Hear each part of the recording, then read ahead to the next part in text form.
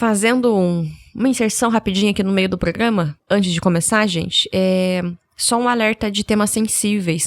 O Holocausto em si já é um tema bem complicado, mas ao longo do programa a gente vai discutir suicídio de algumas formas, lógico de maneira não explícita, mas a gente vai citar algumas situações sobre o suicídio, então se esse é um assunto delicado para você, um assunto sensível, talvez não seja o melhor programa para você ouvir, e aí a gente tem outros tantos da prateleira aqui no caminho. Como eu disse, não vai ser nada explícito, mas a gente vai conversar a respeito dessas questões que podem ficar um pouco delicadas, então se você não se sentir confortável, sinta-se tranquilo em parar o programa aqui e ouvir outra coisa, ouvir algum programa antigo ou esperar os próximos podcasts que sairão na Crentaços.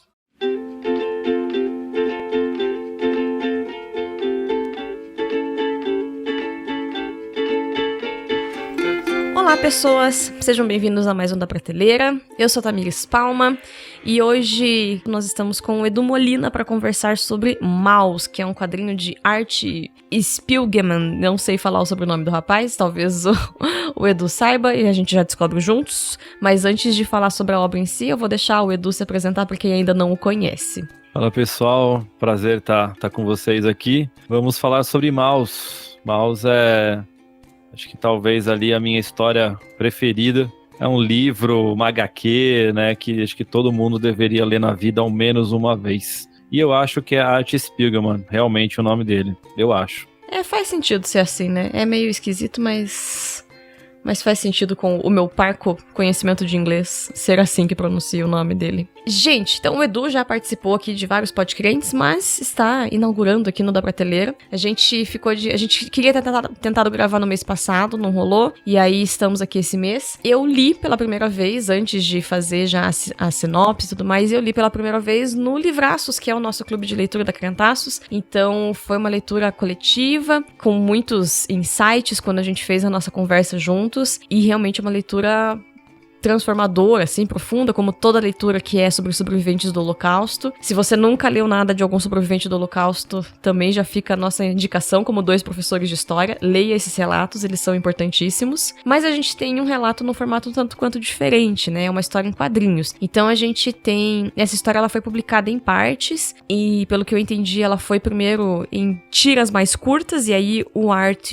acabou compilando ela em 2 partes, uma em 86 e outra em 91, e aí depois a gente tem edições definitivas em um volume só, como a edição que nós temos pela Companhia das Letras, a CIA dos Quadrinhos, né, que é o selo da Companhia das Letras aqui no Brasil, e a gente tem a trajetória dos pais do Art, que são o Wladek e a Ania, que são judeus poloneses e sobreviveram a Auschwitz e a outras muitas coisas terríveis no meio do caminho, e a gente tem a sinopse da Companhia das Letras dizendo assim: Maus, rato em alemão, é a história de Wladek Spiegelman, judeu polonês que sobreviveu ao campo de concentração de Auschwitz, narrada por ele ao próprio filho Art. O livro é considerado um clássico contemporâneo das histórias em quadrinhos. Foi publicado em 2 partes, a primeira em 86, a segunda em 91. No ano seguinte, o livro ganhou o prestigioso prêmio Pulitzer de literatura. A obra é um clássico estrondoso de público e crítica. Desde que foi lançada, tem sido objeto de estudo e análises de especialistas de diversas áreas: história, literatura, artes e psicologia. E aí a gente tem aqui, nessas tiras, os judeus sendo desenhados como ratos, os nazistas são gatos, os poloneses não judeus são porcos e os estadunidenses são cachorros. E aí a gente tem um quadrinho que é preto e branco. Pra quem tá acostumado a ler quadrinho, tem vários que são assim, né? Tem gente que estranha, acha que é coisa só de mangá, mas não é. A gente tem muitos quadrinhos também usando essa técnica. O primeiro da prateleira que eu fiz foi sobre Persépolis, que é um quadrinho nesse formato também. E a gente vai ter esse relato do passado, mas também do presente do Art com o seu pai Wladek, o Vlad, que não sei como fala também, no momento em que o pai tá contando essas narrativas do passado. Então a gente tem uma mistura ali das duas coisas, que faz com que tenha uma riqueza muito grande, até porque a gente vai ver facetas desse sobrevivente do Holocausto, como o seu próprio racismo, a sua sovinice, o quanto ele é mesquinho, o que não é comum em outros relatos de sobreviventes do Holocausto, em que a gente tem só a perspectiva, que não estou deslegitimando, mas só a perspectiva de vítima, e não como essas pessoas são, né? A gente ouve o que elas sofreram, mas não as pessoas que elas são. Então a gente tem essa dinâmica, e eu acho que talvez até o livro da Anne Frank faça um pouco isso, né? Porque ela tem 13 anos quando começa a escrever, mas a gente vê a chatice dela, ela depois reedita o próprio diário, cortando algumas partes e outras preservando. Então, alguns dos relatos deixam só essa parte de sobreviventes, e o Mouse é um desses que escolhe mostrar a humanidade também daquele que sobreviveu, né? E aí, Edu, você já tinha lido, pelo que eu sei. Quantas vezes você já leu? Se você lembra, talvez. Quando que você leu a primeira vez? Primeira vez eu lembro que eu li por indicação de uma aluna. Foi logo no meu primeiro ano como professor, e a gente estava tratando de Segunda Guerra Mundial. Ela me perguntou se eu conhecia, né, o quadrinho, se eu já tinha lido, e eu não conhecia, e ela me emprestou. E em 2, 3 dias eu devorei a história, né? Eu fiquei assim, eu não conseguia parar de ler. Ao mesmo tempo que me transtornava, né, me impactava a história, né, com a densidade que é essa obra. E de lá para frente, né, o Mouse ele passou a ser uma referência minha, né, sempre que se fala de Segunda Guerra Mundial. Então, normalmente, os meus alunos, no segundo ano do ensino médio, né, que a gente trabalha com Segunda Guerra, então, normalmente, no segundo ano, é leitura obrigatória. E alguns cursos que eu já dei também por aí. Eu tenho um curso que é um estudo do século XX através de histórias em quadrinhos. O Mouse é um dos livros que tá elencado ali pra gente ler. Então, assim, eu sempre procuro trabalhar com Mouse. Então, pelo menos uma vez por ano eu leio esse livro. Então, é garantido que no mínimo uma vez por ano eu estou lendo, né? Então, pelo menos aí eu já devo ter lido umas 10, 12 vezes o Mouse. E cada vez que eu leio, eu descubro uma coisa aqui, uma coisa ali, uma ilustração que passa despercebida, um diálogo. Então são algumas coisas que até hoje ainda me marcam bastante, né? E uma coisa que eu acho interessante, né, nessa sinopse que você leu, é ele ter ganhado o prêmio Pulitzer, ali em 92. Normalmente, né, a categoria de quadrinhos, né, os graphic novels, eles têm uma categoria chamada Newspaper Cartoon. Então todas as premiações vão para essa categoria. E a obra é tão forte que ela recebe o prêmio na categoria de literatura.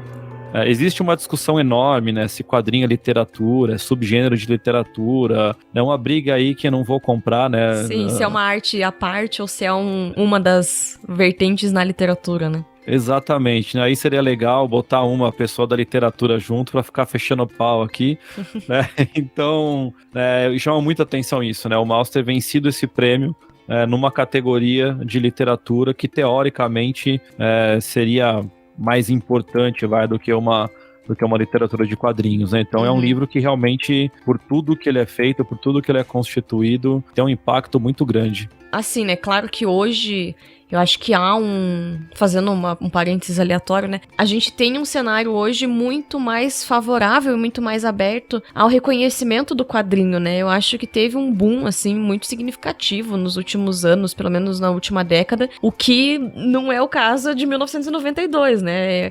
É outra coisa, assim, você vê o quadrinho, as pessoas tinham talvez ainda mais forte o preconceito de que se é desenho é pra criança, né? Porque tem gente que vai pegar quadrinhos que são absurdamente adultos e dá pra criança ler. Eu tenho alunos que leem mangás absurdos e eu fico, gente, como que os pais compram pra essas crianças, né? Mas é que, é desenho pra criança. Então, eu imagino que em 92 ainda tenha sido mais chocante um quadrinho ter ganho no prêmio de literatura por isso, assim, né? Talvez seja um dos precursores ainda pra gente ter a quebra de preconceitos em relação a quadrinhos como uma categoria menor, né? Dentro da produção literária e tudo mais. Eu acho que o Mouse, e se eu não me engano, em 94, o Joe Sacco escreve o Palestina, que também segue essa linha, né? É um quadrinho jornalístico, em que ele retrata a guerra de Israel e Palestina, só que ele retrata o lado palestino da guerra, né? Um lado que ninguém se preocupa, né? E aí ele ganha alguns prêmios pela obra também, e aí o quadrinho passa a ser visto pelo menos como algo que serve como um relato jornalístico, né? Se até os dias de hoje você tem uma dificuldade do quadrinho ser reconhecido como fonte documental, né, no meio da história, pelo menos o Joe Sacco, ele quebra um pouco isso na perspectiva do jornalismo, né, quando ele escreve essa obra ao Palestina, né? Eu já ouvi falar, mas essa eu nunca li também. Tenho curiosidade, porque a causa palestina é uma coisa que está fundo no meu coração. Olha, então, a dica aí pro clube de leitura. Leia, porque ele é sensacional. Daqui um ano e pouco a gente lê, porque os quadrinhos são muito mais caros, muito mais difíceis de achar por aí, né? Aí Não, já... e esse, dependendo do lugar que você vai ver, ele é carinho mesmo. É, Eu tava vendo aqui, ele foi publicado em 93. O Joe Sacco vai cobrir a guerra em 91, 92. E aí ele acaba publicando em 93. Mas já fica um futuro aí pra gente ler e conversar também. Mas, Edu, eu vou começar admitindo uma ignorância minha. O quadrinho, ele é no formato, eu fiz alusões muito... até rasteiras, eu diria, com o Revolução dos Bichos, né? Porque você usa essa perspectiva de fábula pra narrar uma história. E aí, no clube de leitura, as pessoas ficaram, mas por que esses animais? E aí, o rato é fácil de entender, né? Porque a gente tem um animal sujo, os próprios alemães, né? No quadrinho do Maus tem um textinho que ele fala sobre... É um texto da Alemanha nazista nos anos 30, falando que o Mickey Mouse é um problema, porque esse judeu do Walt Disney quer deixar, né, como se fosse legal ser rato, sendo que é um animal sujo e tudo mais. Só que a palavra Maus significa rato em alemão, e aí o gato, que é o alemão, é o... né, é natural entender essa relação do gato oprimindo o rato. Mas eles me perguntaram dos porcos. Por que os poloneses são porcos? E eu fiquei, gente, não sei.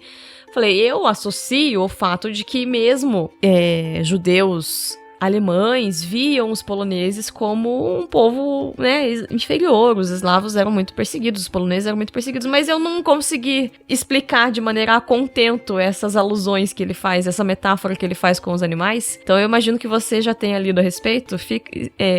É uma coisa muito curiosa, é uma forma narrativa muito diferente, isso chama atenção, eu acho que é o primeiro fator que destaca o Maus dos relatos em geral, por ele trazer isso, mas o que tem de submensagem nessa escolha que o Art faz? A ideia, né, dessas representações antropomórficas, se eu não me engano, essa é a palavra, é justamente delimitar, né, a ideia de predador e caça. Então ele vai colocar, né, de fato ali os ratos, né, como os judeus, os gatos como os alemães, os americanos, né, os estadunidenses ali como os cães, e aí ele vai jogando, né, os franceses são os sapos, tem os ciganos também ali que não sei se é borboleta, se não me engano, que eles são mencionados ali. E assim, tem uns que só passam, não tem diálogo nenhum. Eles só aparecem na história, ou de fundo, ou como uma imagem, e aí você tem que ter uma percepção para você entender a composição dele naquela cena, né? A ideia dos poloneses serem porcos é justamente de você pensá-los como animais sujos mesmo, sabe? Ou traidores, né?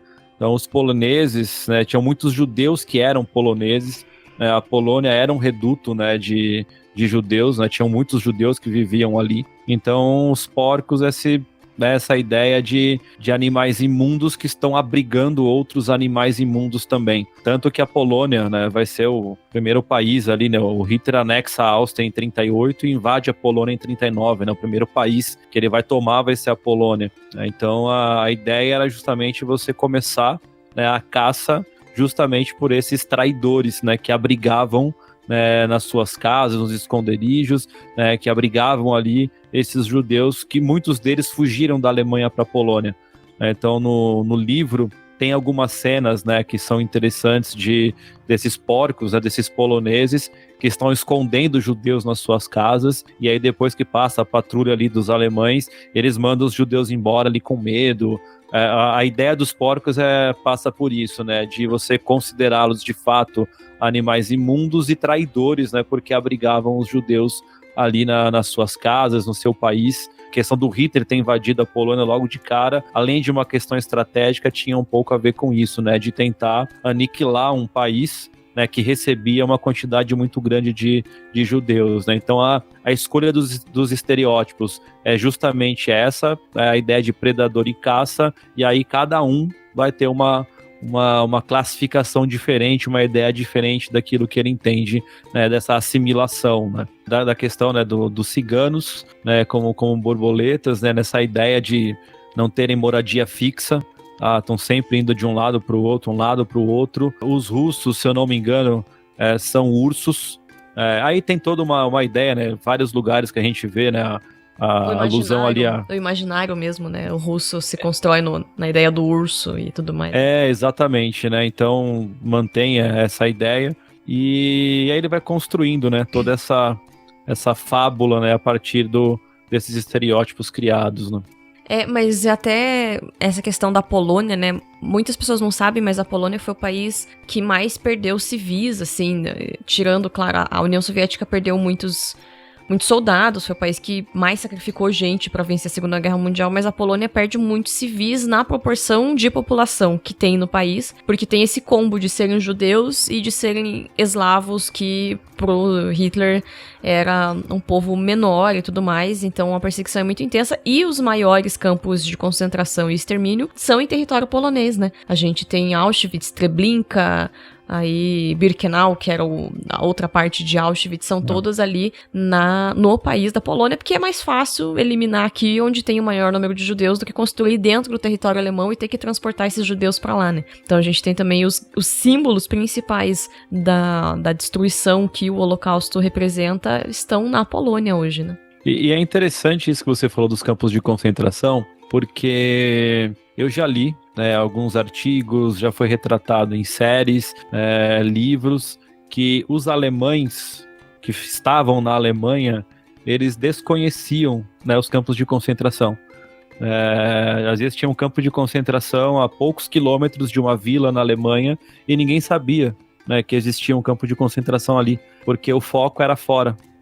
Então, dentro da Alemanha, você teve, né, a perseguição, botar os judeus em guetos, tirar os judeus ali, né, botar nos trens e levar embora e tal, mas dentro da Alemanha tem muita gente que fala, pô, é impossível, como é que os caras falam que não sabiam? E não sabiam mesmo, porque você não tinha essa visão, né, da Alemanha, você não transparecia essa visão. Tem uma série que eu acho uma das melhores que eu já vi em se tratando de guerra, assim, que é o Band of Brothers. É maravilhoso. Acho que é o último episódio, se eu não me engano, que tem uma cena muito forte com relação a isso, né? Então eu acho que, de fato, né, quando a gente para fazer uma análise, né, faz muito sentido esses campos de concentração estarem fora da Alemanha, até porque, né, o Hitler queria o judeu fora da Alemanha. Sim. Então não faz sentido deixar esses caras, mesmo em campo de concentração, dentro do país, né? E para a proporção, né? A gente tá... Pessoal, a gente tá indicando o livro ainda, mas são dois historiadores são prolixos. A gente começa a falar, a gente gosta de falar. Mas, né, existiram. Dachau é um dos campos na Alemanha, mas as proporções são muito menores, né? Então, tem campos de concentração e campos de extermínio, eles são coisas de propósitos diferentes. Os de concentração é basicamente trabalho forçado, que as pessoas também morriam, mas não era necessariamente, tipo, já estou te mandando pra morrer. A Auschwitz é um campo de extermínio. As pessoas iam pra lá essencialmente para serem mortas. E a gente teve campos na França, campos no norte da Itália, né? Teve em muitos lugares. Mas os de extermínio se localizaram na Polônia, basicamente. Então, essas populações do leste europeu vão sentir isso de maneira muito mais intensa, porque aí está no quintal da casa delas, né? Tanto para a população não judia, né? Tem um outro livro que eu já li, já indiquei aqui, que é O Garoto que Seguiu o Pai para Auschwitz. É um relato jornalístico que foi escrito como um romance, assim, é muito bom. Se você não leu, ele é um livro muito bom, assim, o cara que fez, sabe, ele conseguiu juntar história e jornalismo de um jeito muito legal. E aí o menino fala, assim, que um dia ele tá em Auschwitz trabalhando e eles conhecem um cara que começa a trabalhar e é alemão. E o cara fica tipo, não, mano, por que vocês estão aqui? O que vocês aprontaram? Do cara, a gente tá preso porque é judeu. Dele, não, o Führer não faria isso. Como que ele prenderia alguém só por ser judeu? E aí ele vai, a cada semana que ele tá indo, e ele vai observando as coisas, e daí ele começa a ver as pessoas que se matam e ficam penduradas nas cercas lá. E aí, até que chega um dia que o cara chega e começa a chorar e fala, eu não fui lutar na guerra, porque ele lutou, se machucou e volta pra terra natal. Fala, eu não fui lutar pra isso. Como que... é isso que a gente tava combatendo e a gente não sabia? Então também tem esse ponto óbvio, assim, né? Que a memória é diferente de história. Eu tava conversando isso com os meus alunos hoje do 9º ano, assim. Muitos alemães alegavam, olha, a gente não sabia, eu não vi isso. E é uma memória válida, mas ela não anula o fato de que a história aconteceu também, né? As duas coisas coexistem, porque a memória, ela é individual e de grupo, mas a história é coletiva, basicamente. Então a gente tem que levar em consideração múltiplas memórias para construir a história e os documentos, né? É interessante, eu tô escrevendo um ensaio, né, para o mestrado, e justamente sobre um texto do Maurice Halbach, né, e ele discute a questão de memória individual e memória coletiva.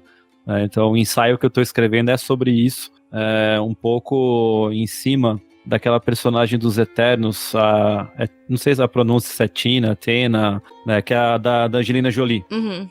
Que ela tem aqueles lapsos de memória, né? Então eu tô escrevendo um ensaio sobre isso, e lendo o texto, ele reforça muito essa ideia, né, da memória individual, da memória coletiva, né, do quanto a história é formada por essa memória coletiva, do quanto a nossa memória ela é influenciada por esse coletivismo. Então, se você tem uma memória, né, sobre um determinado evento, quando você se junta com outras pessoas e você discute, e você lê, e você vai atrás, essa tua memória ela é muito influenciada, e as informações que você tem, elas são modificadas, né, por conta dessa questão de memória, né? Essa questão dos soldados, né, alegarem isso, o Tribunal de Nuremberg, né, quando acaba a guerra, tem muitos soldados que vão alegar isso, que eles não sabiam o que estavam fazendo, eles só cumpriam ordens, que eles tinham que cumprir ordens, senão eles eram levados a um tribunal e podiam morrer. Então tem muito soldado que alegava isso, e gerou um problema. Porque assim, como é que você vai condenar um cara que estava cumprindo a lei do país dele? Então é bem interessante, inclusive depois do Tribunal de Nuremberg, se tem toda uma revisão do direito internacional com relação às questões de guerra e tal, e aí eles modificam várias coisas, inclusive essa, não interessa, se tá cumprindo ordem, né, se você sair matando por aí, você vai ser preso, vai ser condenado e ponto final, né? Então acho que isso é um ponto também que vale a pena destacar nessa importância, né, da Segunda Guerra, e de como as relações internacionais elas se modificam a partir daí, né? Sim, e como o Holocausto é importante nesse ponto, né? No clube de leitura, na conversa, assim, várias pessoas falaram que nunca tinham lido um relato de sobrevivente do Holocausto, sabe? E eu acho, né, tem aquela frase famosa do Mark Bloch que o historiador tem que estar aqui para lembrar a sociedade daquilo que a sociedade quer esquecer, né? E o Holocausto é um desses pontos. A gente precisa lembrar dele, a gente precisa discuti-lo para que a gente não permita que outros holocaustos aconteçam na nossa sociedade. E aí, indo pro quadrinho, né, que a gente viajou, tá ótimo, mas voltando pro público não ficar triste, a gente tem ali também, eu acho que o grande triunfo do que o Art consegue fazer é a mescla do presente dele com o passado do pai, sabe? Eu acho que é isso que traz o senso de pertencimento, porque eu confesso que pra mim o fato de ter sido feito nesse formato de fábula com animais, muitas vezes me fazia esquecer dos horrores que eram verdadeiros, sabe? Então ele amenizava um pouco a leitura pra mim. Eu tenho certeza que não foi intencionalmente a intenção dele, porque você conta um relato desse, você quer que as pessoas sintam o peso desse relato. Mas em muitos momentos ela perdia essa pungência, sabe? Fundo, assim. Porque era bicho. Tipo, é bicho. E aí eu lembrava, não, mas espera, é uma história de verdade. Então volta, vamos reler dessa forma, pensando que foram seres humanos que passaram por isso. Mas quando ele junta no presente com o pai, ele dá essa carga de humanidade pra esse sobrevivente, né? E aí a gente vai ter tanto o fato de que a mãe dele cometeu suicídio, e aí isso é um ponto muito problemático entre ele e o pai. E aí no meio do quadrinho tem uma referência de outro quadrinho que ele já tinha feito, contando de quando ele lida com o luto da mãe dele, e é muito chocante pra você, leitor, porque aí vem pra um momento de um quadrinho desenhado em ser humano mesmo, e muito mais gráfico, é até assustador. E aí a história tá inteira ali, é uma história pesada, assim, eu entendo quem se choca com a leitura, porque eu acho que esse é um dos momentos mais pesados, o momento do agora com ele, assim. Mas isso também é o trunfo do quadrinho pra mim, porque quando ele mostra os vícios que o pai dele tem, os defeitos que o pai dele tem, ele mostra que sobreviveu gente que é gente, né? A gente não... Elas sofreram coisas absurdas, mas elas não deixam de ser seres humanos, porque elas são esses sobreviventes, né? E isso traz a parte boa e traz a parte ruim de cada um deles também, né? E é interessante, né, essa ideia, né, que você trouxe, né? Por exemplo, pra mim, eu acho que o fato de ser uma história em quadrinhos em preto e branco, carregado, né? Porque não são traços suaves. É carregadão na tinta, né? É um traço carregado, né? Ele não economizou tinta para fazer o negócio. Isso me traz um peso muito grande. Então, tem cenas ali que eu olho, né, no livro. Tem uma, assim, que eu acho que é uma das mais pesadas ali pra mim, que é quando eles estão em Auschwitz, né, e tem os corpos ali que morreram e tem que queimar ali os corpos. Os caras são obrigados a atacar ali aquele monte de rato naquela fossa, e aí tem uma cena de todos os ratos gritando ali, né? Então, aquilo pra mim, assim, mexe demais comigo até hoje, assim, né? É uma cena muito forte. Eu já acho que ele não suaviza, eu acho que ele carrega no quadrinho, né? É legal essa percepção diferente, né, Não, eu não acho da que história. ele suaviza. Mas na minha leitura, e as outras pessoas do clube compartilharam isso, atrapalhava, sabe? Me sensibilizava menos. Então eu acho que não é que ele... O traço é pesado, você fica incomodado. Ele é até difícil. Não é ruim, mas ele é difícil de ler. Você lê, assim, tem coisas que você tem que prestar muita atenção pra ver o detalhe. Mas, pra mim, ele não me sensibilizava tanto quanto relatos narrativos de outros sobreviventes, sabe? Que doía mais fundo, assim. Eu acho que a parte do seu animal me perdia, eu esquecia. Eu entrava na história sem lembrar que aquilo era verdade, sabe? É engraçado isso, de como o nosso cérebro funciona mesmo. E essa relação dele com o pai é muito forte. Eu acho que realmente, sim, ele traz esse traço de humanidade. E ele mostra, cara, a consequência de um cara que viveu num campo de concentração, que brigava com a família quando jogava uma azeitona no lixo, quando jogava uma borda de pizza fora. Não, o cara... é melhor, é mais, né? Que só usava fósforo recolhido de hotel, daquelas caixinhas de hotel, pra não gastar, não comprar fósforo e não gastar com fósforo comprado. Exatamente, né, de ver, assim, como que o cara, ele fica, né, e é legal porque, assim, o Art, né, que é o filho, né, que escreve a obra ali, o Art, ele tá revoltado com o pai dele muitas vezes, né, muitas vezes ele acaba ficando num estado, assim, né, que ele briga com o pai, ele sai da casa, ele vai embora bravo, né, porque o pai não entende, porque é isso, porque é aquilo. E é legal porque à medida que o pai vai contando a história, ele vai entendendo por que o pai dele é assim. Sim. E aí no fim só faltou tocar aquela música, né, nascemos como os nossos pais, né, tipo, ele entende, assim, cara, meu pai não vai mudar, a experiência traumática que meu pai teve é dele a experiência, não tem o que fazer pra mudar o jeito dele. E ele vai humanizando isso, né? Eu acho isso muito, muito legal, né? E é interessante também, porque ao mesmo tempo que o Art conta a história do pai, o Art conta a história dele. Sim.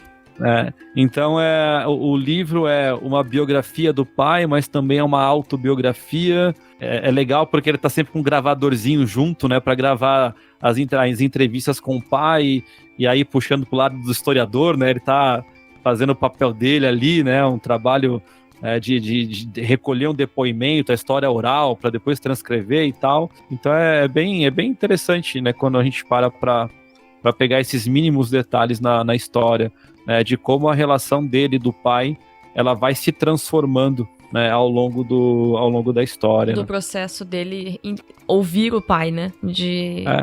Eu acho que um dos fatores que ela tem beleza é da gente notar também que os filhos desses sobreviventes... os sobreviventes têm os seus traumas e os filhos desses sobreviventes vão ter traumas também, né? Porque os seus pais passaram por coisas muito difíceis, coisas muito terríveis. Eu li ano passado um livro chamado O Ar Que Me Falta, que é do fundador da Companhia das Letras, do Louis Schwartz. E os pais dele foram sobreviventes do Holocausto também. E aí, o quanto, sabe, essas expectativas dos pais de quem o filho precisa ser, ou as coisas que o filho precisa fazer, ou os caminhos que o filho não pode seguir. Então, a gente não tem como... Não é um trauma que se encerra naqueles que sobreviveram, né? Não é um trauma que se encerra naquela geração. Tem aquela série da Netflix, Nada Ortodoxa, que é uma série semi-ficcional, semi-biográfica de uma moça que fugiu da comunidade dos judeus racídicos dos Estados Unidos. E aí, na série, ela tá grávida. Ela fugiu pra Alemanha, tá grávida, bem no comecinho da gestação, vai num hospital e daí a mulher pergunta se ela quer abortar. E daí fala, porque até 12 semanas você pode abortar. E aí ela fala, não, você tá louca? na nossa cultura, todo bebê conta. Aí a mulher, como assim na sua cultura dela? Porque nós temos 6 milhões de pessoas pra repor no mundo. E, nossa, quando ela falou isso na série, me doeu de um jeito, assim. Primeiro porque os judeus racídicos, eles vivem num jeito muito problemático. Mas é isso, assim, né? A gente foi aniquilado na nossa existência. E aí cada vida, ela é, sei lá, a terceira geração, a menina já é a segunda geração nascida pós-guerra, e ela precisa continuar pagando os pecados e amenizando os traumas das gerações passadas, porque eles vão continuar passando isso adiante, né? É muito sofrido, o Holocausto foi, e assim, o Holocausto não foi, eu já falei isso nos outros programas que indiquei livros de sobreviventes do Holocausto, ele não foi exclusivo dos judeus, mas os judeus foram o povo que mais sofreu no Holocausto. Então, e ele é o povo que mais produz conteúdo a respeito disso, por isso que a gente tem tantos relatos deles, né? Então é muito difícil, esses traumas são perpetuados também nas outras gerações, né? E assim, é uma coisa que não tem como apagar. Acho que assim, 3, 4, 5, sei lá, 10 gerações e vai ter uma marca na história daquela família. Talvez daqui 5, 6 gerações você sinta menos. Uhum. As pessoas vão sentir menos. Mas as relações, mais cedo ou mais tarde, acabam voltando para isso. É interessante assim como que vão lidando com essa perspectiva, né? E aí é interessante, né? Até um livro que eu li na época da faculdade, que é um livro meio provocação, assim mesmo, né? O livro chama A Indústria do Holocausto. Não sei se você conhece. O autor é Finkelstein, acho que é... Eu não lembro o primeiro nome dele, mas o nome dele é Finkelstein. E ele é um judeu que ele escreve esse livro e ele questiona o Holocausto. Então ele fala, o Holocausto aconteceu. Ele fala, agora, foram 6 milhões de judeus? E ele começa a questionar.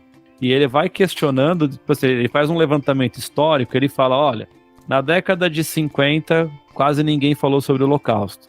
Na década de 60, quase ninguém falou de Holocausto. Na década de 70, quando a comunidade judaica nos Estados Unidos começou a crescer, os americanos entraram com um processo contra a Alemanha, pedindo indenização, e aí rolou a questão de grana, porque os Estados Unidos ia ganhar essa grana porque o judeu estava morando lá, e aí ele começa a trazer essa ideia, tipo assim, legal, agora deixamos o Holocausto de lado e vamos ganhar dinheiro em cima do Holocausto. Uhum. Então, é bem curioso, né, porque foi um judeu que escreveu. Tanto que, assim, esse cara odiado. Talvez mais do que a Hannah Arendt, né? Porque o povo não gosta da Hannah Arendt, coitada. Ele foi proibido de entrar em qualquer sinagoga, tá? Ele não pode mais entrar em Israel. Né? Esse cara, assim, excluído completamente da comunidade judaica, né, pelo livro que ele escreveu. E aí, quando eu li, assim, eu fiquei questionando, falei assim, mano, o cara tá falando isso do próprio povo, cara, tipo... ele questiona o número. Tudo bem, 6 milhões. Sim, o número tem questionamentos, né? Exatamente, pode ter sido 5, pode ter sido 8, porque numa guerra você não tem o número exato de quantas pessoas morreram. Você vai mais ou menos aproximadamente ali, né? Quantas pessoas que viviam naquela região, que saíram, e aí você vai trazendo ideias ali de um possível número, né? Mas eu achei bem curioso. Esse livro que ele traz um pouco desse questionamento, né, de fato, da questão do Holocausto, né? E só fazendo um parêntese, né, que foi até uma discussão que eu tive recentemente numa das aulas, a gente teve um Holocausto no Brasil. Talvez fique aí outra dica aí de leitura, né, para o clube, né? O livro chama O Holocausto Brasileiro, que fala sobre aquele hospital psiquiátrico em Minas. Sim, eu não sei se eu tenho coragem de ler esse livro, não. Eu, assim, pesado. Eu não sei, eu já ouvi falar dele, pesado. Já peguei na mão, na livraria, e falei, não sei, tem que estar bem em paz pra ler, não sei se é o momento, não. Nos tempos que o Brasil vive, é melhor não. Ai. Ainda tem isso, né? Mas e o que mais que você anotou? Porque senão eu fico falando e eu não dou espaço pra você falar das coisas que você anotou, que você destaca quando você lê, que te pega quando você lê o quadrinho e tudo mais. Tem uma coisa que me chama muito a atenção, que vai ser chamado de... É um conceito, né? de uma filósofa argentina, a Beatriz Sarlo, que ela escreve falando sobre a poética do detalhe. Então, o que ela vai falar sobre a questão da poética do detalhe? Ela vai falar da questão de resistência. Ela vai falar sobre que a mensagem principal, né, de uma obra como essa é a resistência.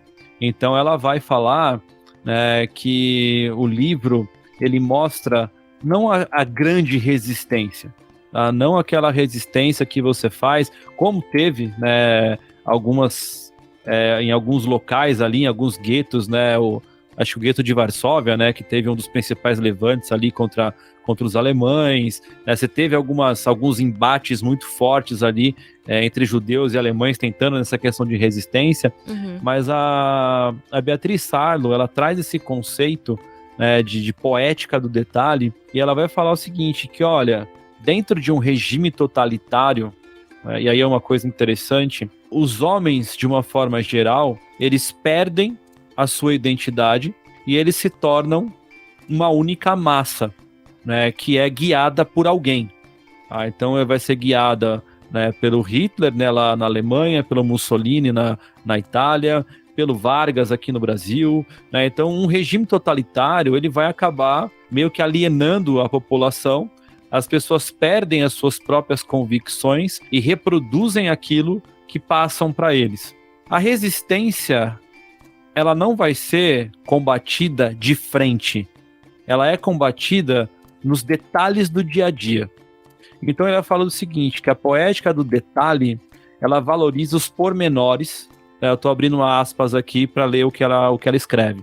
É a valorização dos pormenores, dos detalhes em relação à unidade, do original e não do padrão, aquilo que é a exceção e não a regra. É resistir onde não se espera, é lutar contra o sistema de maneira eficiente, afinal essa resistência não é detectada facilmente e por esse motivo se tem dificuldade em combatê-la. Onde que isso aparece? O Vladek, ele se recusa a morrer. Quando você está lendo a história, ele olha as pessoas morrendo ao redor dele e ele tem para ele o seguinte, eu não vou morrer. Sim. Se tá todo mundo aqui mal vestido, tá em farrapos, eu vou manter, né, a minha roupa arrumada, ainda que ela esteja suja. Se as pessoas estão se recusando a comer, eu vou comer, ainda que seja só aquela água com gostinho da batata. Se as pessoas aqui não querem tomar banho, quando eu puder, eu vou tomar banho. Se costurar a bota de um alemão vai fazer com que eu ganhe um pedaço de pão, então eu vou costurar a bota do alemão. Então ele vai se propondo a sobreviver através de pequenos detalhes. Ele não vai entrar num enfrentamento com o alemão, porque ele sabe que ele vai morrer. Então ele usa a astúcia. Inclusive no livro, se eu não me engano, não sei, acho que é o Art que descreve, né, ele usa termos como as astúcias do pai, as tretas do fraco, né, ele vai usando, né, algumas coisas que vai indicando, né, aquilo que o pai dele faz, né, para poder sobreviver. Então ele raciona a comida, ele vai, nesses detalhes todos, ele vai pensando em como que eu vou conseguir, como é que eu posso conseguir uma roupa nova? Pô, eu ouvi de um soldado que o filho dele tá com dificuldade em falar, sei lá, alemão, francês, eu não lembro qual era o idioma lá. Ele vai se apresentar pro soldado e vai falar, olha, inglês. Eu sei ele inglês. Vai ensinar inglês. Inglês. Ele fala assim, eu posso ensinar inglês pro seu filho. E aí o cara vai ensinar inglês pro filho dele. Ensinando inglês pro filho do soldado alemão, ele tem comida, ele ganha roupa nova, ele é bem tratado. Então, durante um tempo, funciona. Ele recupera a energia que ele perde no campo de concentração, e quando ele volta para o campo de concentração, ele está mais forte, mais preparado para continuar seguindo, né, essa batalha diária que ele acaba tendo, né? Então ele vai, né, tentando se manter, assim, cara, se eu não tomar banho, além da questão higiênica em si, a chance de eu contrair uma doença é muito grande, as chances de eu desanimar e tal, então ele começa a buscar subterfúgios para que isso aconteça. E essa ideia do detalhe me fascina na história, né, porque você vê isso acontecendo o tempo inteiro. Isso com ele, e é um contraste, por exemplo, com a mulher dele. Sim, porque a Anya é uma pessoa que sofre de depressão mesmo antes da guerra, antes da invasão, né? Sim. Ela teve uma depressão pós-parto terrível, e do primeiro filho, não do Art. O filho morre, né? Sim. O Richer morre, então ela carrega essa culpa muito grande. O Art também se sente mal por isso, né? Porque ele não se sente amado como devia pela mãe por causa da morte do irmão. Então é um outro problema que ele traz ali na história. Então, enquanto a mãe quer morrer, você tem o pai dele fazendo lutando de tudo pra não morrer. E lutando pelos Exatamente, dois. Lutando pelos dois. Tanto que assim, né? Depois que acaba a guerra, eles conseguem sobreviver, a mãe comete suicídio. Né? Então depois, né? Já tá num outro contexto e a mãe dele, tipo, se entrega, não aguenta mais e acaba se entregando, né? Então, eu acho que essa questão do detalhe é uma das coisas que mais me fascinam, porque a gente faz isso no nosso dia a dia. Quando a gente para pra olhar, e aí sempre que eu discuto o mouse com os meus alunos, eu brinco com eles, né? Foi o seguinte, na prática, vocês têm aula, sei lá, das 7 da manhã até a 1 da tarde. Só que vocês têm aula o tempo inteiro, das 7 até a 1?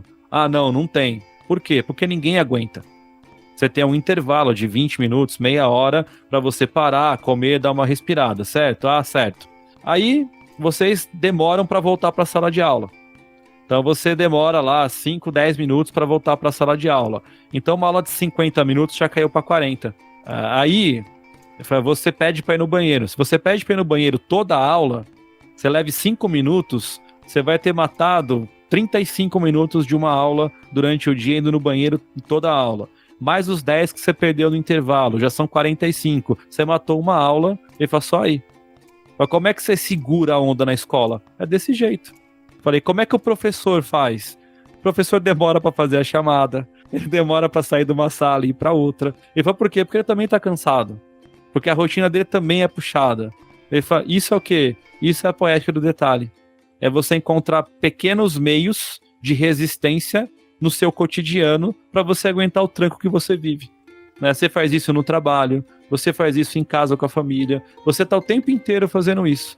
Dentro de um contexto político nacional, né, você também faz isso, né, seja apoiando um candidato A, apoiando um candidato B, seja você ligando a televisão e esquecendo do contexto do país durante uma hora para ver uma série, para ver um filme. Então, são meios que a gente encontra para resistir e sobreviver a esse mundo caótico que a gente tá. E o Maus fala muito sobre isso. Né? Maus fala o tempo inteiro sobre essa questão de resistência, mas não a grande resistência, a pequena resistência. E eu acho isso fantástico. Nossa, realmente, deu outra perspectiva, até porque ele não foca muito na ascensão, né, que é um tema sempre importante da gente pensar, porque o mal não chega do nada, né, o mal, não o maus, mas o mal, ele não chega do nada, ele vai mordendo as beiradinhas, ele vai corroendo as instituições e coisas do tipo, e ele não dá muito foco nisso, né, mas realmente, se a gente e olha pra história nessa narrativa, nesse formato do que você falou agora, o Vladek é exatamente essa persona, né? Ele se recusa a morrer. E isso era o mais subversivo e o mais duro e o mais brilhante do que cada uma daquelas pessoas podia fazer. Não que quem morreu por circunstâncias ou porque cometeu suicídio não fosse forte, né? Mas é uma outra forma de encarar as coisas, assim. E eu me recuso a morrer. E me lembrou muito, você falando disso tudo, me lembrou muito do É Isto um Homem, do Primo Levi, que é... Nossa, esse é o mais difícil de todos, né? É indigesto. Nunca li um livro mais difícil do que É Isto um Homem. Mas recomendo. Leia quando você estiver bem emocionalmente, mas leia, assim. Porque a gente vai pra um outro lugar da sobrevivência a Auschwitz, assim. E o Primo Levi era isso, né, também. Ele também se recusava a morrer, ele também tava ali. E de usar a própria inteligência, e inteligências múltiplas, né, porque no clube a gente conversava assim, eu não teria sobrevivido 5 dias, porque o velho sabia fazer tudo, o velho aprendia tudo, né, e costurou sapato, fez esquadrilha de metal, fez de tudo, o homem conseguiu dar um jeito de fazer tudo. Então, esse valor das inteligências múltiplas também, né, e de quando você se dispõe a fazer, é isso, eu tenho que fazer, porque é nisso que eu vou sobreviver. E querendo ou não, cada pessoa que sobreviveu da história do Holocausto é uma história sendo narrada, né? É uma narrativa que vem pra nós, que chega até nós. E o Museu do Holocausto aqui de Curitiba, eles focam nessa perspectiva. A gente não tá contando uma história de 6 milhões de pessoas, nós estamos contando muitas histórias de pessoas diferentes. Porque é isso que, no fundo, são milhões de pessoas que sobreviveram, mas de outros milhões que morreram, só que cada uma viveu uma trajetória diferente. E ouvir essas vozes do passado tem que ser importante pra gente. E a gente tem que dar sentido pro nosso presente a partir dessas vozes do passado, né? Precisa, né? São assim, você assiste, né, filmes como A Vida é Bela, A Lista de Schindler, e não tem como você não se chocar, né, ao ver essa questão do Holocausto. E se fala muito, né, da questão do judeu, porque, obviamente, em termos numéricos, é a grande proporção que você tem ali na Europa, mas se você levantar um percentual, morreram mais ciganos do que judeus. No total do grupo, né? No total, né, você tem ali, né, cerca de 97, 98% dos ciganos na Europa foram exterminados. Quantidade de crianças, né, que nasceram com algum tipo de deficiência, né, que foram mortas pelo regime porque não se aceitava, né, o deficiente, morreram muitas crianças logo que nasceram, quantidade de negros, de homossexuais, né, que foram mortos, que os homossexuais, né, que sofreram as castrações químicas, né, que praticamente matavam o cara aos poucos. Então, não dá para pensar que foi só o judeu, que o judeu chama atenção pelo número, né, porque eles eram populosos, né, então assim, você tem um número muito expressivo, mas quando você olha de um geral, é um holocausto de todo mundo ali na Europa. Não é só um holocausto judaico, é um holocausto de vários outros povos, de etnias diferentes, de gêneros, enfim, do que quer que seja. Então são coisas que assim não dá para simplesmente passar. E como você falou, acho que foi bem interessante reforçar assim, quem morreu não é porque era fraco. Quem morreu não é porque desistiu da vida, né? Você tem aqueles que provavelmente fizeram isso, agora, né, o cara morre numa circunstância que não tem o que fazer. Às vezes não é a opção dele. E muitas vezes, a gente vê isso muito na história, né? O suicídio é uma forma de resistência.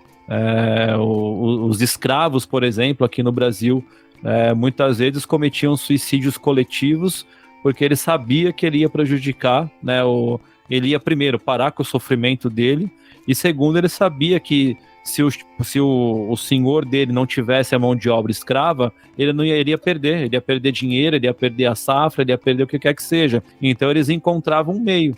Ele falou, então eu vou tirar minha vida, porque eu não aguento mais essa desgraça que eu vivo, e eu vou ferrar, né, por tabela com o senhor aqui, né, e vou mostrar para ele que, beleza, sem a minha mão de obra, você também não tem nada. Sim. Então o suicídio, muitas vezes na história, ele também é visto como um ato de resistência. E muita gente, né, provavelmente ali nos campos de concentração, né, acabaram cometendo um suicídio, né, não só para se livrar dessa tormenta, mas também para parar de se tornar essa mão de obra para o alemão, né? Ai, que difícil, gente. O Holocausto é um troço tenso. Mas realmente, assim, é como 2 professores de história, a gente reforça que, apesar da dificuldade, e nenhum dos livros de Holocausto que eu já li na vida eu não chorei lendo, não tem como você não chorar em algum momento, em alguma coisa, alguma cena, mas é importante a gente perceber e conhecer os sinais de regimes totalitários, de regimes autoritários, porque eles sempre vão ampliando os grupos de perseguição. Nunca vai ficar restrito a um grupo só. Nós dois, né, falando aqui pra você, a gente não sabe o que vai acontecer domingo. O programa vai sair 2 dias depois, né? Mas a gente precisa, assim, ser atentos e valorizar a democracia, valorizar o nosso país, porque a gente não pode se valer num posicionamento de eu estou seguro, porque depende de quem está no poder, a gente está seguro. A gente tem que ter um governo que seja aquele que defende e busca e valoriza a segurança de todo mundo. Então, é importante sempre, e eu sei, lá em 2019, foi um dos primeiros livros que eu indiquei, foi sobre totalitarismo e tudo mais, pra gente ficar atento a esses sinais e trabalhar juntos para reconstruir uma sociedade mais justa, mais humanitária, que reconhece a humanidade do outro, né, que reconhece a existência do outro, inclusive na sua etnia, na sua religião, na sua cor, na sua classe social. Quando a gente fez o clube de leitura, uma das pessoas apontou o fato de que ter dinheiro ajudou muito a família Duarte a sobreviver também, né? Porque eles vão subornando. Então ainda tem isso. E, apesar de não ser o foco do que o Art tá fazendo, mostrando o pai dele, né? Na verdade, o Vladek, há um embate social também, né? Os pobres morrem primeiro, sempre morrem primeiro. Então é importante a gente notar essas coisas na sociedade do passado. Não, eu não acredito em história cíclica, não sei a visão do Edu, mas o papinho do Marx da história cíclica lá não me convence. Mas a gente tem ecos do passado, sempre voltando. E a gente precisa combater esses ecos do passado com as armas que a gente tem, seja a nossa resistência individual, coletiva, na pequena coisa, seja a soma dessas muitas resistências segurando que essas ondas se avolumem e sobreponham as sociedades civilizadas e democráticas que a gente espera viver, né? E isso é fundamental, né? Acho que aprender a resistir é fundamental. Identificar... E aí é uma questão, né, que infelizmente dentro de uma perspectiva de Brasil, você não tem uma ideia, né, de munir a população com discussões políticas, com contextos interessantes. Você não pensa em desenvolver, desde a educação de base, uma conscientização política, ou justamente para você, para os políticos terem como manipular e alienar a população. E aí você tem, né, as extremas direita, a própria extrema esquerda também, que também não é benéfica. Então você tem, né, esses dois lados jogando com a população. Porque assim, não é possível, né? Depois de tudo que aconteceu na Alemanha, por exemplo, você tem a extrema-direita da Alemanha com mais de 10% de congressista lá no parlamento. Você tem neta do Mussolini, que virou premier na Itália agora. Sim. Aí, assim, cara, tá voltando, porque as pessoas, elas se sentem... Tá voltando não no sentido de ser cíclico, mas tá voltando porque as pessoas não estão atentas a esses sinais. Sim. E aí, quando você percebe, já foi. Já é tarde demais, né?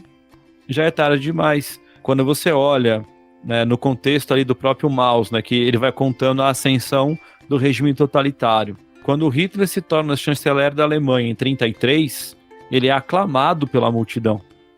Por quê? Porque o mundo está em crise por causa da queda da Bolsa de 29, a Alemanha tá uma pobreza, tá aquela desgraceira toda lá, e o Hitler vem com uma proposta de reconstrução para a Alemanha. Ele vai criar emprego, ele vai gerar, né, os bancos, ele vai desenvolver indústria, ele vai fazer concessão de empréstimos, ele faz um monte de coisa, né, tanto que de 33 a 39, em 6 anos, né, antes ali do começo da guerra, eu não lembro agora se é John Lukács, que é o autor de um livro que chama O Hitler na História. E ele faz uma análise do Hitler só como chefe de Estado. Então ele fala assim, olha, não vou enaltecer o Hitler, não estou dando créditos para o Hitler, mas se você fizer uma análise do Hitler só como chefe de Estado para o alemão ariano, ele fala, não existiu ninguém que foi melhor do que o Hitler. Ele fala, até os dias de hoje. Ele fala, ninguém fez pela Alemanha o que o Hitler fez. Agora, às custas do quê? Sim. As pessoas perceberam? Ninguém percebeu. Quando você foi se dar conta, já estava na Segunda Guerra Mundial, o pau já estava comendo. Então, são esses detalhes que a gente precisa aprender a reconhecer. E aqui no Brasil, eu não sei se eu sou... sei lá, cético demais, se eu sou, sei lá, desanimado demais, mas eu não consigo ver isso, né, acontecendo tão cedo por aqui, né?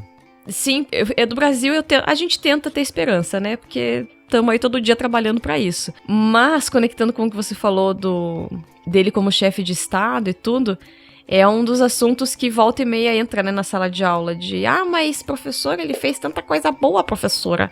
E aí você fala, tá, meu filho, mas... o custo disso foram vidas. milhões de vidas. Então, assim, a gente... Aí também é uma discussão que não é só política, né? É uma discussão ética que demanda maturidade para que a gente possa fazê-la, né? Porque o avanço tecnológico, científico e econômico não pode vir acima de vida... Na minha concepção, tem pessoas que não pensam assim, não pode vir às custas de vidas humanas, né? E não foram poucas. Não foram poucas. Não foram, né? É por isso que, assim, o Lukács está no livro dele, né? E eu sempre reforço isso, né? Se você era um alemão ariano, para você, o mundo estava perfeito. Sim. Só que como que o Hitler enriquece a Alemanha? Confiscando o bem do judeu. Confiscando conta bancária, invadindo loja, quebrando loja, tomando pedras preciosas, tomando ouro, botando o judeu para fora de casa, confiscando propriedade. Por que o alemão voltou a ter casa para morar? Porque era a casa que era do judeu. Então, às custas do que ele foi fazendo isso? Como que ele constrói judeu alemão, essa sociedade? Né? Porque também e judeu tem alemão. Isso, né? As pessoas esquecem, a gente usa o termo judeu, mas essas pessoas tinham nacionalidade. O judaísmo era a identidade e a religião deles. Mas eles tinham nacionalidades. E uma das primeiras coisas que o Hitler faz é promulgar leis que tiram a nacionalidade dos judeus alemães. Eles não têm mais nacionalidade, eles ficam apátridas a partir do momento que o Hitler assina as leis. São as leis de Nuremberg também, né? Depois eles voltam e fazem o julgamento em Nuremberg, né? Então a gente tem esse ponto, assim, Inclusive, a nacionalidade das pessoas pode ser tirada, gente, sabe? Se a gente tem um psicopata no governo, ele pode, inclusive, tirar a sua nacionalidade. Falar, você não é mais desse país e agora eu vou confiscar tudo que você tem, porque eu quero. E ele fazia isso, né? E se você era casado, né, com um judeu ou com uma judia, você perdia também. Né? Então, eu sou alemão puro sangue. Ele falou, não interessa, você casou com uma judia. Né? Você contaminou o seu sangue. Então, você também não é alemão. Né? Então, é um radicalismo que vale para o próprio alemão, né, que se sujeitou, entre aspas, né, muitas aspas, a se casar, né, com um judeu ou com uma judia. Né? Então era bem complicado isso. Né? E são coisas que no Maus isso é muito claro. Né? No Maus você tem isso. Né? Você vê judeus perdendo as suas lojas. Tem um quadrinho que me impacta bastante, que é de um judeu antes da guerra ali. Ele tá em cima, acho que é de uma carroça, alguma coisa, e ele tá segurando uma placa, né, e tá escrito lá, eu sou um judeu imundo. Né, então você humilha o cara, nem tinha começado a guerra ainda, então você humilha o cara só por ele ser um judeu. Então além de você tira a nacionalidade, você tira a casa, você confisca o dinheiro, você tira tudo que esse cara tem, você tira a dignidade dele, você tira os traços de humanidade que ele tem. A formação de um regime totalitário é isso.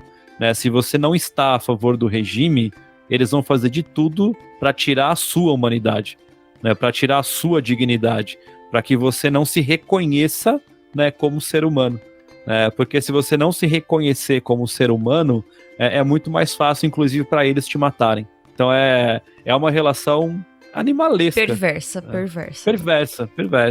E aí, mais alguma coisa que você quer considerar para que as pessoas deem uma chance para esse livro? De tudo que a gente já falou, de ser importante, alguma última consideração? Olha, se até agora você não teve vontade de ler o livro, eu não sei mais o que falar.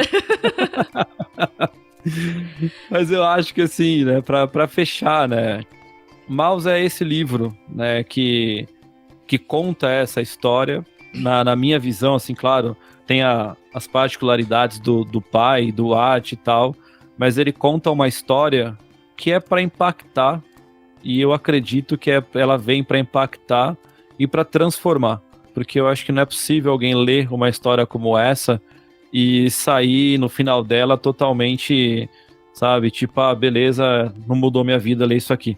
Tá? Então, se você ler Maus e você terminar o livro dessa forma, você não leu direito.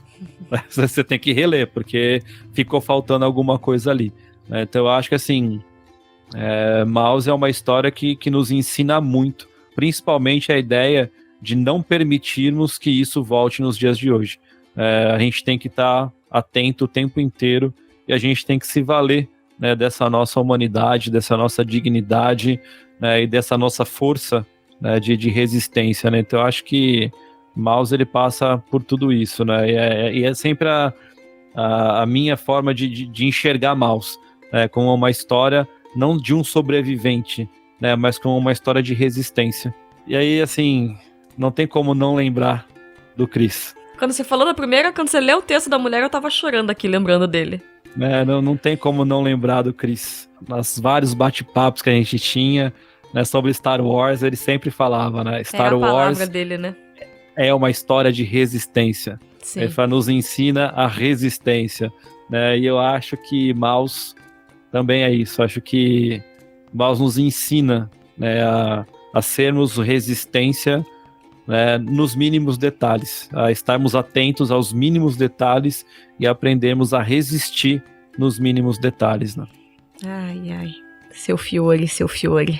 Faz falta. Mas tá descansado, diferente da gente. Tá melhor que a gente. Sim. Ai. Mas sim, quando você falou a primeira vez ali, já também pensei nele, né? Esse ponto de não só a resistência na nossa vida, mas o sentido do sal da terra que ele fez com que existisse pra mim, assim, o texto bíblico, é o fato de que o sal evita que a carne estrague, né? Então a gente também resiste pra evitar que a sociedade se corrompa. E isso, como cristãos, tem que ser o nosso mote, o nosso lema. E não é o corrompido moralmente, como temos visto nesses momentos, passamos aí de eleição, mas no sentido de não permitir que as pessoas percam a dignidade delas, né? Percam a humanidade delas, porque aí pegando um termo da África, que eu tava falando sobre Nelson Mandela com os meus alunos esses tempos, o Ubuntu, a gente é humano porque o outro é humano, né? Então, quando há esse processo de desumanização das outras pessoas, a gente tá sendo desumanizado também. Quando a gente desumaniza a outra pessoa, a gente tá nos desumanizando também nesse processo. Porque a gente tá reduzindo o que a gente compreende por humanidade. E a gente faz parte da mesma humanidade que o outro que a gente tá desumanizando. Então, é importante a gente pensar nisso também. Toda vez que a gente é preconceituoso, a gente tá desumanizando a outra pessoa, mas a gente tá se desumanizando também, né? Então, que a gente possa rever as nossas práticas e as nossas vivências com as pessoas ao nosso redor para evitar esse processo catastrófico, que é mal pro outro, mas é mal pra gente também, né? Muito, né? E é isso, eu acho, pessoal. Isso. Ai. A bad, porque esse livro é difícil, mas essencial. Muitas coisas na vida são difíceis de serem feitas, mas isso não quer dizer que elas não precisam ser feitas. E ler relatos de sobreviventes do Holocausto, e no dia de hoje a gente tá falando específico do Maus, é uma dessas coisas que se você não fez na sua vida ainda, você precisa fazer. Você precisa entrar em contato com isso e enxergar até tão baixo que a gente pode cair, mas o quanto, mesmo nesses cenários tão sombrios, a gente consegue encontrar força e encontrar luz dentro de nós para resistir, né? Acho que sim, né? E uma coisa que a gente precisa, né? A gente precisa, acho que essa ideia de ser humano, né? na sua totalidade, e de também entender que quem faz atrocidades como as relatadas no Maus ali, como os regimes totalitários, também são seres humanos. Eu não gosto de demonizar. É um monstro. Não é um monstro. É um homem que fez aquilo. Foi um ser humano que fez aquilo. Ele leva a humanidade no mais baixo nível, num nível quase animalesco, mas ele é humano. Então eu acho que isso é uma coisa que a gente não pode perder. A gente não pode tratar essas pessoas como monstros. Ou como loucas, né? Exatamente, ou como loucas, né? Eles são humanos. Então a gente tem que ter essa noção de que um ser humano pode ser altamente perverso e cruel com o outro. E nós não podemos permitir que isso aconteça. Na nossa área de influência, nos locais que nós estamos, com as pessoas que nós convivemos, dentro da profissão que nós escolhemos, nós temos que mostrar, né, que existe humanidade. Que nós podemos ser essas pessoas humanas e tratar as pessoas, né, com esse amor, inclusive, né, o amor que Cristo fala que nós temos que ter pelo próximo. É nessas horas que a gente precisa ser cristão, né, de olhar, né, com esse amor e transmitir humanidade, ainda que o outro transmita o contrário. Eu acho que isso é importante pra gente ter em mente, né? Até porque somos imagem e semelhança de Deus, né? Exato. Todos nós. Não importa se ele não vota na pessoa que você gostaria que ele votasse, se ele não escolhe a sexualidade que você gostaria que ele escolhesse, ele continua sendo imagem e semelhança de Deus. E é isso, gente. Espero muito que vocês tenham gostado do programa. Foi, acho que o programa mais cabeça que eu já fiz aqui. Porque a gente foi pra área muito, muito teórica, assim, mas... né? Vocês sentiram como que somos nós dois dando um pouco de aula também, eu acho que foi. Vocês tiveram um gostinho das nossas aulas. Peço desculpa se ficou técnico demais. Eu acho que ficou muito bom o programa. Eu gostei muito e eu acho que é legal também, assim, porque como eu tenho, né, esse podcast, eu indico coisas muito sérias e coisas muito bobas. Eu acho que é um espaço legal de ampliar, inclusive, a forma de conhecimento do mundo, assim, né? Quanto tempo, talvez, as pessoas que estão ouvindo já saíram da escola e não têm uma aula de história há tanto tempo e aí ouviram conceitos aqui, indicações de texto. Depois eu pego com o Edu os textos e os livros que ele indicou e tento pôr todos aqui no corpo do texto também, para quem ficou curioso com as coisas. Mas espero que vocês tenham gostado e que, de fato, a gente tenha te convencido a ler o Quadrinho do Maus, porque é uma obra muito legal mesmo, muito boa. É isso. E obrigada, Edu, por estar aqui, por ter aceitado gravar comigo. É sempre uma alegria te receber aqui na Crentaços e eu espero que você tenha gostado de participar também. Curti pra caramba, né? Falar sobre história é algo que eu gosto, falar sobre mouse eu gosto um pouco mais. Então foi muito bom tá aqui nesse papo com você. E como eu já falei várias vezes aí pra vocês da Crentaços, estou à disposição sempre que quiserem. Às vezes a agenda atrapalha um pouco aqui e ali, mas a gente consegue encaixar e uma hora sai, né? Tô sempre à disposição, é sempre um prazer estar trocando essas ideias com vocês. E aí, quando você estiver com o seu podcast engatilhado, você volta para fazer propaganda dele, então. Pode deixar que eu volto, sim. E você será convidada para participar dele. Opa! Fique preparada. Então tá bom. Gente, é isso. Então, a gente se vê, se ouve em dezembro novamente. Fiquem bem e resistam. A nossa forma de viver no mundo é resistir. A gente conversa mês que vem, gente. Tchau, tchau. Valeu.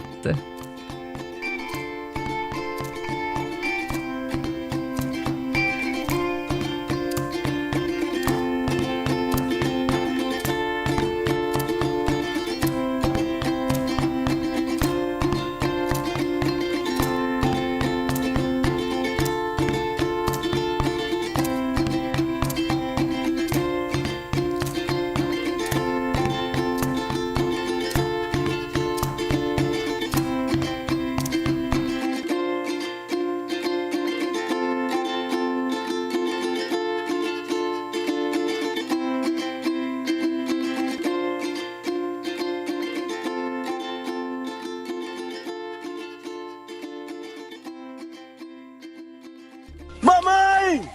É Deus, mamãe!